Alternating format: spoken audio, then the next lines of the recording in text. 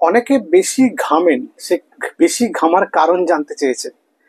বেশি ঘামার সাধারণত দুটো কারণ গ্রসলি বা ব্রডলি আমরা বলে থাকি। একটা হচ্ছে প্রাইমারি ফোকাল হাইপোহাইড্রোসিস বলে, যেটা একটা জেনেটিক কারণ, বাবা মা ফ্যামিলিতে কারো আছে, তার জন্য আপনার হয়েছে, এবং এটা লেস দেন 25 ইয়ার্সে, 25 বছরের কম বয়সে দেখা যায়। আর সেকেন্ড হচ্ছে সেকেন্ডারি জেনারেলাইজ হাইপারহাইড্রোসিস বলে, কোনো আন্ডারলাইন কজ বা কোনো ওষুধ খান তার জন্য এটা হতে পারে। আন্ডারলাইন কজের মধ্যে ডায়াবেটিস, হার্টের রোগ, অ্যাংজাইটি ডিসঅর্ডার, এইসব কারণগুলো আছে, বা আপনি হাইপারথাইরয়েডিজম আছে বা তার চিকিৎসা চলে, সেই জন্য আপনার এটা হতে পারে। এই মোটামুটি দুটো সেক্টরে ভাগ করা যায়। তাহলে ক্রনিক ডিজিজ, ডায়াবেটিস, ব্লাড প্রেশারের প্রবলেম এবং থাইরয়েড প্রবলেমও হাইপারহাইড্রোসিস বা বেশি ঘামার প্রবলেম হয়, সেটা আপনার